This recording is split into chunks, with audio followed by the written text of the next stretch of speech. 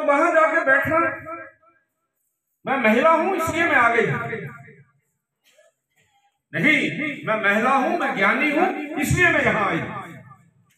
आज पंचायतों के अंदर आप कई बार देखते हैं कोई हमारी बहन वहां पंचायत प्रधान बन जाती है तो बहन पीछे चलती है, भाई आगे चलता है।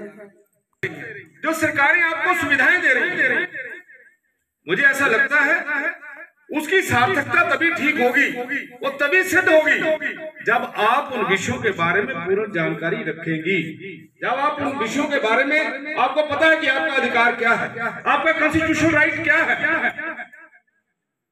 आपको ये जो कानून है ये आपके बारे में क्या बोल रहा है, पता तो तभी लगेगा जिस समय आप उसका ज्ञान प्राप्त करेंगे, जिस समय आप उन चीजों को गहराई से समझेंगे।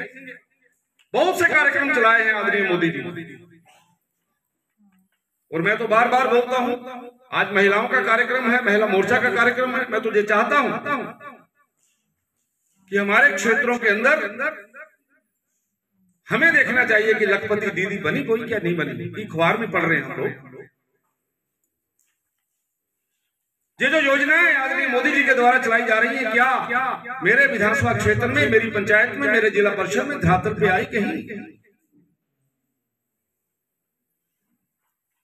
और इसमें अगर कोई महत्वपूर्ण भूमिका निभा सकता है तो ये जो मेरे सामने बैठी माताएं और बहनें हैं, यही एक महत्वपूर्ण भूमिका निभा सकती है। और मैं तो ये चाहूंगा ज्ञान में वृद्धि करिए, अपने आप को बोलने की शक्ति रखिए, सक्षम रखिए कि मैं अपनी बात रख सकती हूं, नहीं तो बहुत सी समाज के अंदर बहुत प्रकार की दुनिया बैठी है, बहुत से लोग ऐसे बैठे हैं। आप में से ही है कोई माता और बहन जिसने वीडियो को रिश्वत देते हुए रंगे हाथों पकड़वाया, धन्य है वो, बहुत अच्छा काम किया उसने, लेकिन हिम्मत किसकी चाहिए? इसलिए मेरा ये मानना है, मेरा माताओं और बहनों से ये निवेदन है कि हम मुझे क्या बनना है, मुझे क्या हक मिला,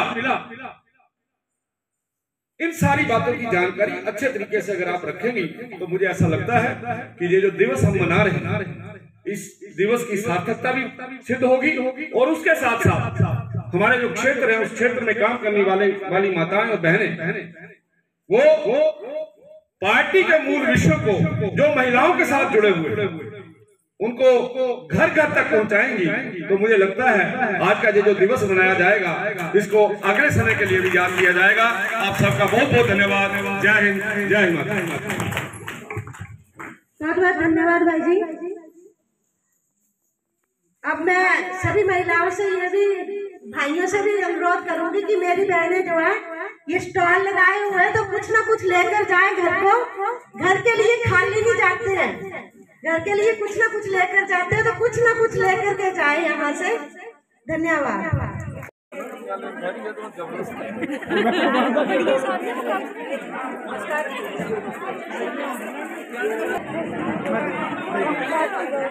मैं कोई गल कोई नहीं। अच्छा गोरे बनाना था अपने गोरे में। अच्छा मैं तो लोहा कर दे नहीं, 4 बजे मैं बोलते बैग ही आ गया, बड़े भी है एक अच्छे लेते इतना तो 2 दिन पहले। अच्छा अच्छा क्या काम था रहा है ये तो कहां जाने के लिए ना, मैंने तो लेना था ले नहीं, मैं 4-5 जी से बैग। चलो वही है ना, और क्या। महिला दिवस पर भारतीय जिला परिषद कांगड़ा मैं आज सभी महिलाओं को महिला दिवस की हार्दिक शुभकामनाएं देती हूँ। और आज हम महिलाओं के लिए बहुत बड़ा दिन है, और सबसे बड़ी बात कि मैं नरेंद्र मोदी जी का बहुत बहुत धन्यवाद करती हूँ, क्योंकि उन्होंने महिलाओं के लिए काफ़ी जो योजनाएं दी हैं, लखपति दीदी है, उज्ज्वला योजना, हर योजना में महिलाओं का। और सबसे बड़ी बात मैं अपनी भारतीय जनता पार्टी का धन्यवाद करती हूँ, 50% दिया, 33% दिया, वो भी दिया जो सब बीजेपी की टाइम पर हुआ, और आज 33% के लिए मोदी जी ने महिलाओं को किया है राजनीति में। तो मैं 33% भी आज नगर चाहे ऊपर अपने विधानसभा में, लोकसभा में, तो मैं सभी का धन्यवाद करती हूँ, अपनी पार्टी का धन्यवाद करती हूँ कि जो मान सम्मान भारतीय जनता पार्टी में मिलता है वो चाहे कहीं भी चले जाओ कहीं नहीं मिलता। और महिलाओं को आज जो मेरी बहनें यहाँ पर बैठी हैं सभी को धन्यवाद, सभी का यहाँ आने पर हार्दिक स्वागत। भारतीय जनता पार्टी ने पूरे देश के अंदर आज अंतर्राष्ट्रीय महिला दिवस को मनाने का जो काम किया है, उसी संदर्भ में आज देरा के अंदर, जिला देरा का जो महिला दिवस है उसका यहाँ पे कार्यक्रम किया गया, जिसके मुख्य अतिथि डॉक्टर राजीव भारद्वाज जी थे। बहुत ही अच्छा भव्य कार्यक्रम हुआ है और महिलाओं में इस कार्यक्रम को लेकर काफ़ी उत्साह था। सर, हिमाचल में HRTC वर्कर हड़ताल पे हैं, क्या कहेंगे? HRTC वर्कर वापस ले लिया हड़ताल, आप अभी काम सर, उनकी मांग आश्वासन के बाद वापस लिए, सभी जो है हड़ताल पर है, चाहे वो पटवारी हो, चाहे वो देश की। तौर पे इस सरकार की हालत बड़ी खराब है और इस हालत के कारण से ही सारे के सारे वर्ग जो हैं वो परेशान हैं। चाहे वो पटवारी की बात करिए, चाहे कानूनगों की बात करिए, चाहे आप शिक्षकों की बात करिए, चाहे आप पेंशनर्स की बात करिए, HRTC की बात करिए, इलेक्ट्रिसिटी बोर्ड की बात करिए, सारे के सारे वर्ग जो हैं वो परेशान हैं। आदरणीय सुक्खू जी की जो काम करने की शैली है वो इस प्रकार से है कि पूरे हिमाचल प्रदेश में कोई भी खुश नहीं। मंदिरों से पैसा लेने की बात की जा रही है सरकार द्वारा। निश्चित तौर से इसकी नोटिफिकेशन हुई है और इस नोटिफिकेशन में ये बोला गया है कि मंदिरों से जो है वो पैसा लिया जाएगा और उस पैसे से योजनाएं चलाई जाएंगी। लेकिन इस बात का दुख है कि इस सरकार को जब ये बनी थी तो उस समय भी इन्होंने सनातन के बारे में कटाक्ष किया था। आज मंदिरों का पैसा लेकर भी ये फिर दोबारा से सनातन पे कटाक्ष कर रही है। ज्वालामुखी मंदिर में एक घोटाला हुआ था जिसमें पहले माता को सोने की नथ चढ़ाई गई थी। जब विवाद हुआ तो 3 दिन बाद वो रजिस्टर पे चढ़ाया गया। अभी तक जांच चली है। डीसी कांगड़ा ने 17 लोगों पर जांच के दायरे में है। डीसी कांगड़ा ने आदेश दिया है।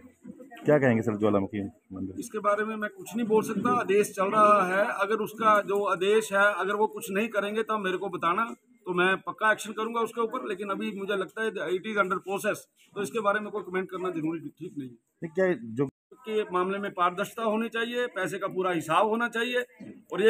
और ये मंदिरों का पैसा है, मंदिरों का पैसा मंदिरों की डेवलपमेंट के लिए, मंदिरों के आसपास के गांव की डेवलपमेंट के लिए लगना चाहिए, ना कि इसको सरकारी योजनाओं के ऊपर खर्च करना। सर, क्या भाजपा ने भी कभी ऐसा किया था पहले? नहीं, निश्चित तौर पे कभी नहीं किया। लेकिन इतना जरूर होता है कि जो मंदिर होते हैं उसके आसपास का जो कॉरिडोर होता है उसकी डेवलपमेंट के लिए पैसा लगता है। धन्यवाद। Thank you.